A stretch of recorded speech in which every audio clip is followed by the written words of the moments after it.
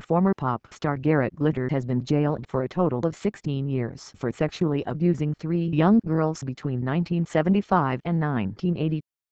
Glitter, whose real name is Paul Gadd, was sentenced for attempted rape, 4 counts of indecent assault and 1 of having sex with a girl under 13. Sentencing, Judge Alistair McCreath said he could find no real evidence that Gadd had atoned for his crimes. The 70-year-old showed no emotion as he left the dock at Suffolk Crown Court. Judge McCreath told Gadd that it was clear his victims were all profoundly affected by his abuse of them. "You did all of them real and lasting damage, and you did so for no other reason than to obtain sexual gratification for yourself of a wholly improper kind," he said. Sentencing explained. Judge McCreath said he assessed the seriousness of the offenses by current guidelines, but he was limited to the maximum sentences that were available at the time the offenses were committed, when the sentencing climate was less severe. "The offenses for which I must pass sentence today took place many years ago at a time when, in particular, in respect of one of them, the maximum sentence was considerably lower than that which is now available," he said.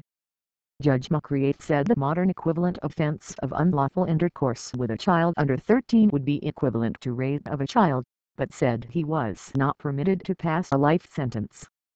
He said the offense of attempted rape was so serious as to justify the maximum available sentence under the old regime of 7 years, which he noted would be a lenient sentence under modern guidelines.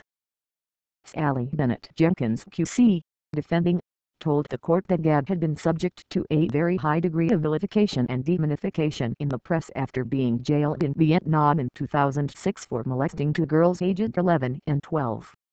She said he had led an increasingly isolated life for the last decade and had been unable to walk down the street without being the subject of vilification. Gadd was found guilty at the end of a 3-week-long trial earlier this month. He had been at the height of his fame when he attacked 2 girls aged 12 and 13 after inviting them backstage to his dressing room. His youngest victim had been less than 10 years old when he crept into her bed and tried to rape her in 1975. Judge McCreath described Gadd's abuse of a girl under 10 as appalling and said, "It is difficult to overstate the depravity of this dreadful behavior." The allegations against Gadd came to light only years later when he became the first person to be arrested under Operation Yewtree, the investigation launched by the Met in the wake of the Jimmy Savile scandal. Scotland Yard confirmed that it had received other information in light of Gadd's conviction, and that it is currently being assessed. Michael Orchard, from Operation Yewtree, said Gadd was a habitual sexual predator who took advantage of the star status afforded to him.